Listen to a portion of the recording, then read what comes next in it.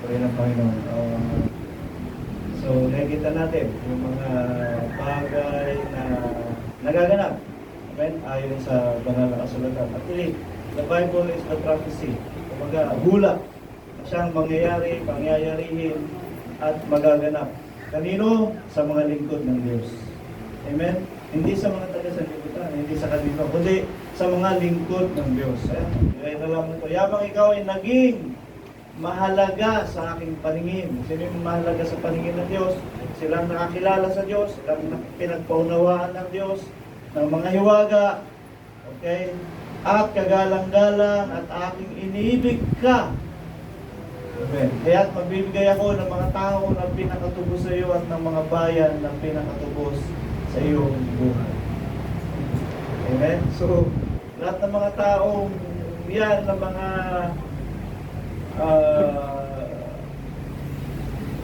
hindi nakakilala sa Diyos, magiging spare para sa iyo. Sila kukunin ng Diyos para ikaw ay mabuhay.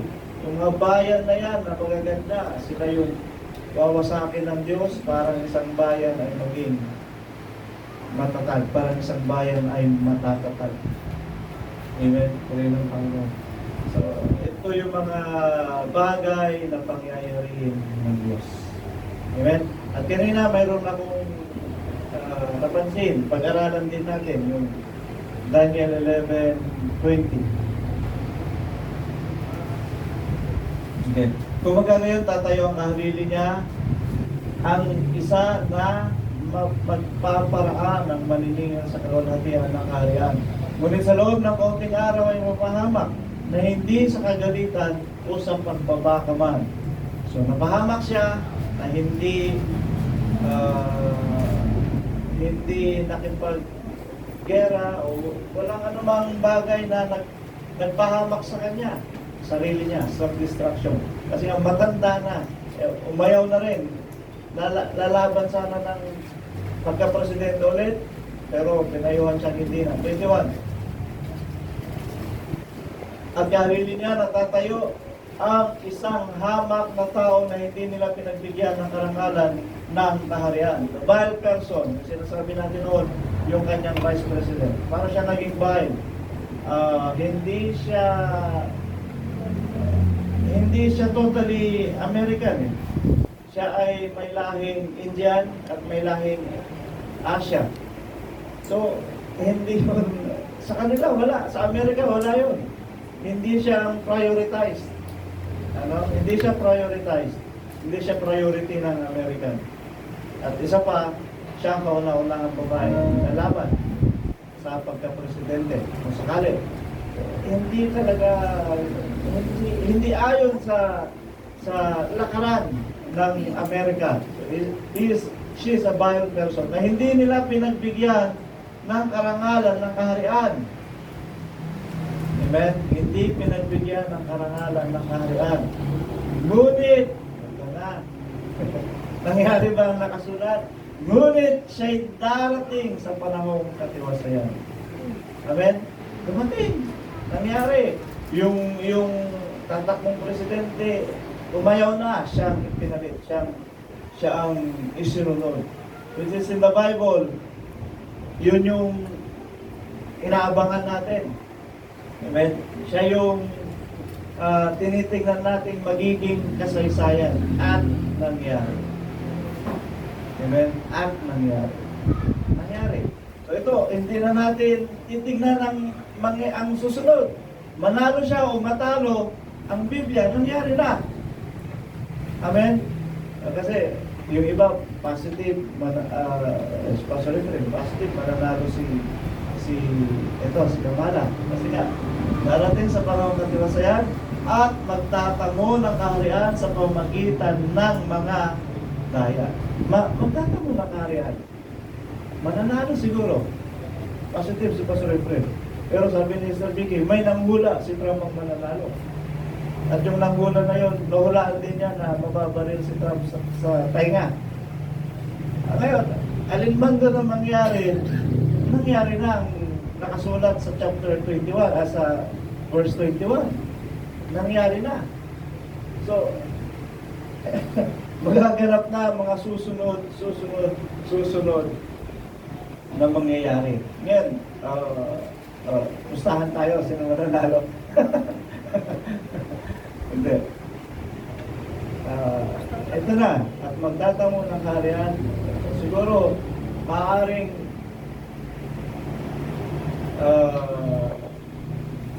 malakas siguro si Trump sa panahon ngayon. Dahil siguro yung power effect na napalit, na hindi natuloy yung assassination, yung mga ganong mas lalakas yun sa ibang tao eh. Parang kawawa ang dating. Amen? Pero itong isa, yung mild person, at magtatamo ng kaharian, parang nanalo. Parang lang naman. Pero tingnan natin ang mga susunod. Sa pamamagitan ng mga daya. Flatteries, ang sabi ng Biblia sa English. Flatteries. Siguro magaling mangusap, magaling mga plataforma niya, yung mga inaayos niyang programa ay magiging kumbaga sa mga tao, magandang dating sa mga tao. Ito, nag-announce na si Kamala. Isa sa programa niya, sa gagawin niya, mag-ano siya ng kapayapaan between Israel and Palestine. Isa sa programa niya. Darating siya sa panahong katiwasayan. Kapayapaan between Israel and Palestinians. Siya ang gusto niyang isulong. Darating siya sa panahong katiwasayan. Ano? Saan tayo? Ano ang ating hihintayin pang susunod na kabanata? 22. Ito mga susunod. At sa pamagitan ng pulutong nahuhugos ay mapapali sila sa harap niya at mabubuwal. O pati ng mga prinsipe ng Tiban. Ano na yan? 23.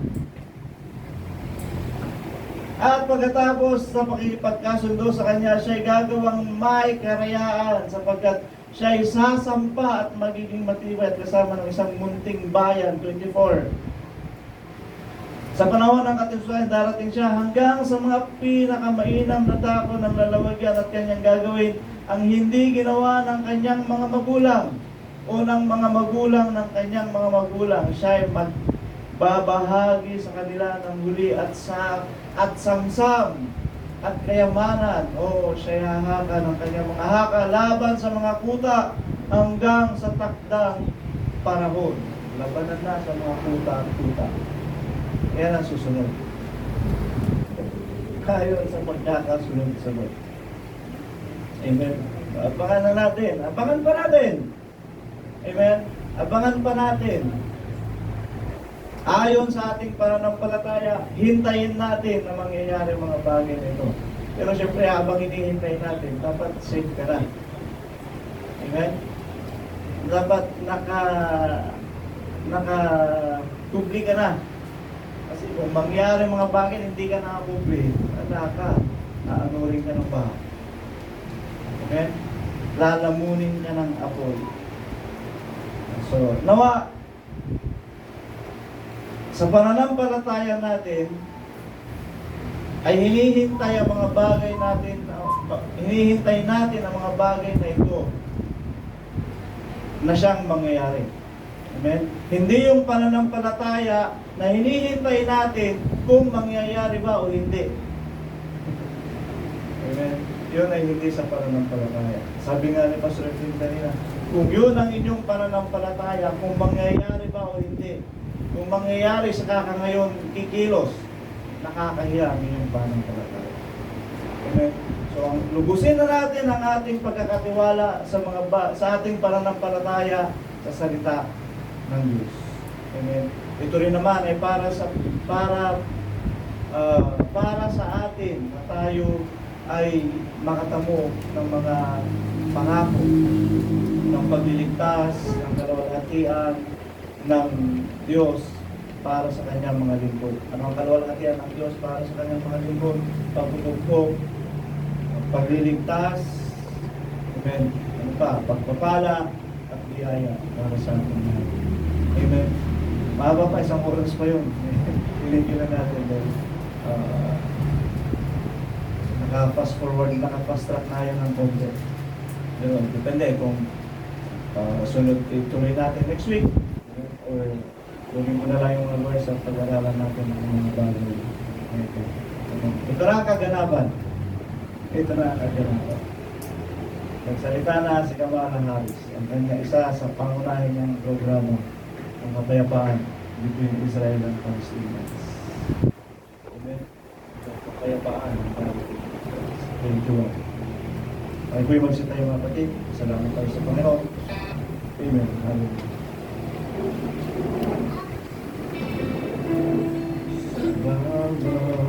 Salamat sa'yo.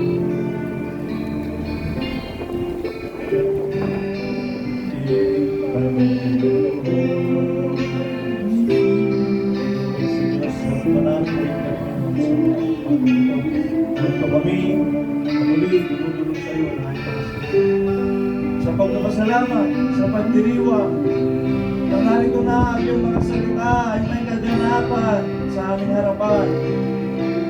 Inintay namin ito na mangyayari dahil ito ang aming pananampalataya.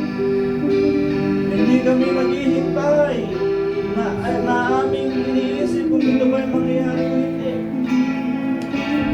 Kundi ang aming pananampalataya ay lubos. At sa aming mga pag-aaral ng mga salita ay siya mga ginagawa sa amin ng iyong mga hula at ang mga bagay na iyong ipinahayag sa iyong mga propeta ay siya ngang nangyayari at iyong pangyayarihin para sa iyong mga lingkod upang makita namin na ikaw ang Diyos na kumikilos sa lahat ng panahon mula noon hanggang ngayon at sa mga panahon darating ayon sa mga salita mo at ayon sa iyong mga pagpapahayag ayon Panginoon. Narito kami na patuloy sa aming pagtitiwala at nagtiwala na ikaw ay gagawa sa amin ng iyong mga makapangyarihang gawa ng pagliligtas, ng pagkukumpon, ng pag-ampon. O God, na kami, Panginoon, ay lilinapin mo isang dabo na kung saan kami ay tinipon mo upang kami magsama-sama.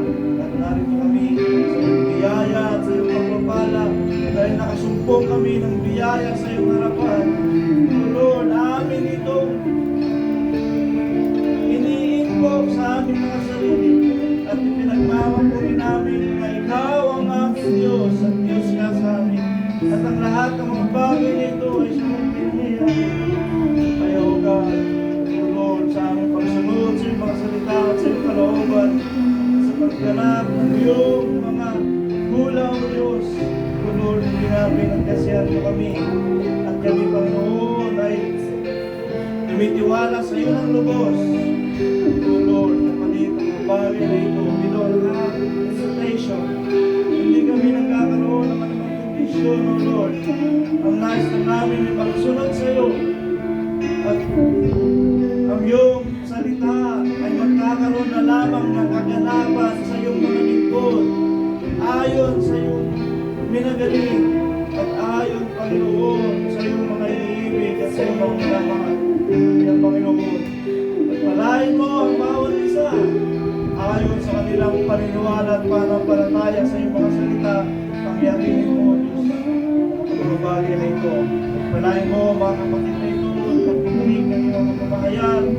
Palain mo mga kapatid na ito sa kanilang mga pagsusumikap, O Diyos, sa kanilang mga buhay at sa kanilang mga paglilingkod. Pagtibayin mong lubos ang aming mga pananampalataya sa pamagitan ng iyong mga salita. O Diyos, salamat po. Pagininig namin na patuloy mong pag-ingatan ang bawat isa at ang iyong bendisyon ay sumaamin ayon sa iyong kamay kulutan at ayon sa iyong kagandang loob upang maganap namin ang mga bagay na dapat namin gawin at tapusin na ayon sa kapuwiran mo at kami, O Diyos, ay managanap ng mga bagay na ito ng higit at higit dahil sa aming pagsunod sa iyong mga salita. O Lord, ingatan mo ang bawat isa amin, iliw mo sa mga kapahamakan, ingatan mo sa mga kanilang mga paglalakbay at kami rin, Panginoon, ay magkaroon muli ng mga pananagumpay upang maging patotoo sa bawat isa. Ikaw nga ay Diyos sa amin at ikaw ay kumikilos sa bawat isa. Kaya yan pagpapala ang patuloy na managana sa iyong mga likod dito at mga karunungan at kaalaman ay manahan sa bawat isa. O Diyos, salamat po sa iyong biyaya at sa iyong mga talo. Ito ang aming dalangin sa pangalan mo at makapangyarihan ng Jesus. Amen.